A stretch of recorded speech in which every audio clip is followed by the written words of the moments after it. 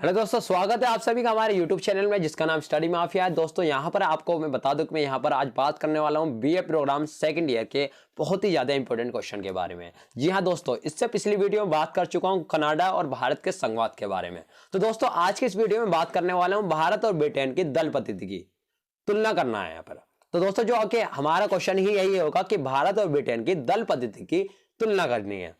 तो दोस्तों मैं आपको इसके आंसर यहाँ पर पूरा ब्रीफली आपको आंसर बताऊंगा, जो कि आपको अगर एग्जाम में आता है तो आप इसको एज इट इज वहां पर लिख सकते हैं। तो दोस्तों आइए हम अपने आंसर की शुरुआत करते हैं। सबसे पहले आप उसमें छोटे सा परिचय लिखेंगे और उसमें लिखेंगे कि दल अपनी विचारधारा के आधार पर लोगों का समर्थन प्राप्त करने का प्रयास करते हैं।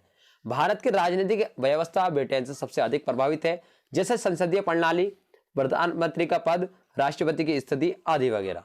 लेकिन भारत और ब्रिटेन में अनेक सामाजिक सांस्कृतिक अंतर हैं। जैसे भारत में सामाजिक और सांस्कृतिक विभिन्नताएं ब्रिटेन की अपेक्षा बहुत ही अधिक है।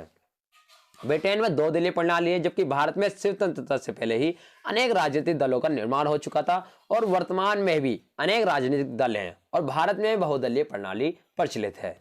तो दोस्तों ये हमारा परिचय था जो कि अब खत्म हुआ और इसमें हम अगली हेडिंग बनाएंगे कि भारत और ब्रिटेन की दल पद्धति की तुलना। सबसे पहले हम इसे तुलना करेंगे दो दलीय बनाम बहुदलीय प्रणाली। ये हमारी फर्स्ट हेडिंग होगी, दल पद्धति की तुलना में दो दलीय बनाम बहुदलीय प्रणाली।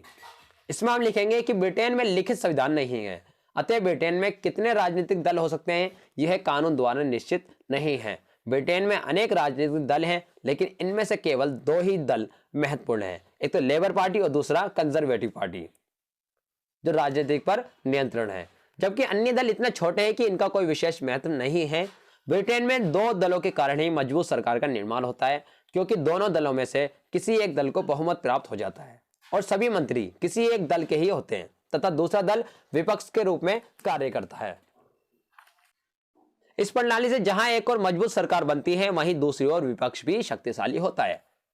ब्रिटेन में दो दलीय प्रणाली के कारण गठबंधन सरकारों का निर्माण सामान्य नहीं होता है और विपक्ष में भी एक ही दल महत्वपूर्ण होता है जो शक्तिशाली ढंग से सरकार का विरोध करता है। जबकि भारत में बहुदलीय प्रणाली है जिसमें गठबंधन सरकारों का निर्माण होता है, मंत्रिमंडल में अनेक दल होते हैं, सरकार कमजोर होती है और विपक्ष में भी अनेक दलों के कारण एकजुट होकर सरकार का विरोध करने की क्षमता कम होती है। तो इसका जो पहली तुलना का पॉइंट था वो खत्म हुआ। अब इसमें हम बात करेंगे दूसरी हेडिंग, दलीय अनुशासन। इसमें हम लिखेंगे कि ब्रिटिश राजनीतिक दलों में अनुशासन बहुत कठोर है। राजनीतिक दलों के समुदाय जो सदस्य हैं, राजनीतिक दलों के सदस्य अपने दल के नेता के अनुसार ही कार्य करते हैं। जब कोई नेता अपने दल के सर्वोच्च नेता के विचारों या अपने दल के विचारों से सहमत नहीं होता है तो वह अधिक से अधिक अपना विरोध प्रकट कर सकता है, लेकिन ना तो अनुपस्थिति होता है और ना ही दल के विरुद्ध कार्य कर सकता है। ब्रिटेन में नेता दल बदल भी नहीं करते हैं। 1885 से लेकर आज तक दल बदल के कारण किसी सरकार का पतन नहीं हुआ। इसके विपरीत भारत में अगर हम बात करते हैं तो दलों में अनुशासन बहुत कम है। बड़े पैमाने पर दल बदल की घटनाओं के फलस्वरूप 1985 में दल बदल विरोधी कानून बनाया गया, लेकिन फिर भी दल बदल पूरी तरह समाप्त नहीं हुआ। अतः 2003 में नया दल बदल विरोधी कानून बनाया गया, जिसके कारण दल बदल करने वाले व्यक्ति की सदस्यता समाप्त हो जाती है। तो दोस्तों इसकी तुलना का दूसरा पॉइंट खत्म हुआ। अब हम बात करते हैं इसके तीसरे पॉइंट की, जो सरकार का विरोध। इसमें हम हेडिंग बनाएंगे और लिखेंगे भारत और ब्रिटेन में विपक्ष की भूमिका एक समान नहीं है। ब्रिटेन में विपक्षी जो दल है उसे महारानी का वफादार या विरोधी दल कहा जाता है। इसका अर्थ यह है कि ब्रिटेन में विपक्ष भी सरकार का अंग होती है। उसका कर्तव्य है कि वह सरकार के दोषों को सामने लाए और एक पहरेदार के रूप में काम में करें। उसे ना तो सरकार को सत्ता का दुरुपयोग करने देना चाहिए और ना ही चैन की नींद लेने देना चाहिए। इस प्रकार ब्रिटेन में विपक्ष सरकार का रचनात्मक विरोध करता है। भारत में नेहरू के युग में विपक्ष और सरकार के बीच अधिक मतभेद नहीं था, लेकिन 1970 के दशक में विपक्ष बहुत सक्रिय हो गया, जिसके कारण आपातकाल लगाना पड़ा और कई बार विपक्ष बिना सोचे समझे ही सरकार का विरोध करने लगते हैं। जैसे 1991 में विपक्ष में नई आर्थिक नीतियों का विरोध किया। तो अब ये इसका सरकार का जो विरोध का हमारा तीसरा हेडिंग थी वो खत्म हुई और इससे अगले हेडिंग की ओर चलते हैं, जो कि होगी हमारी वंश परंपरा और व्यक्ति पूजा। ये हमारी फोर्थ हेडिंग होगी तुलना की। तो इसमें हम लिखेंगे कि ब्रिटेन के राजनीतिक दलों में वंश परंपरा और व्यक्ति पूजा के भाव उतने अधिक नहीं है जितने कि भारत में है। भारत में दलों की नीतियों की अपेक्षा दलों के नेताओं को अधिक महत्वपूर्ण माना जाता है और वंश परंपरा के आधार पर दलों के नेता बनते हैं। जैसे कांग्रेस पर नेहरू परिवार का कठोर नियंत्रण है और उसी प्रकार उत्तर प्रदेश का समाजवादी दल मुलायम सिंह यादव के परिवार में नियंत्रण में है। अब इसका लास्ट पॉइंट होगा कि वैचारिक मतभेद, जो कि 5वां पॉइंट होगा तुलना का। तो वैचारिक मतभेद के अंदर हम लिखेंगे भारत और ब्रिटेन के दलों में वैचारिक आधार पर अंतर है।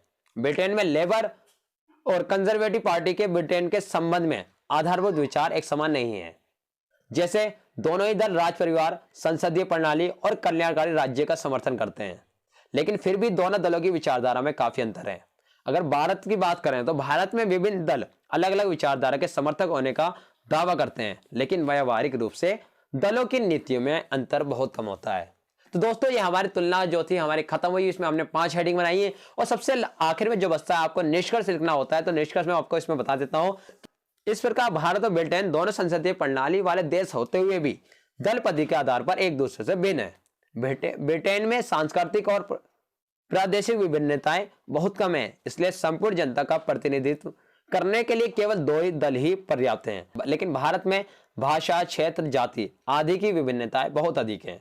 अतः बहुदलीय प्रणाली का विकास हुआ है और सभी दल किसी वर्ग के प्रतिनिधि होने का दावा करते हैं और अतः भारत में बहुदलीय प्रणाली ही उचित है। तो दोस्तों, यहाँ पर आपका आंसर निष्कर्ष के साथ में खत्म हुआ।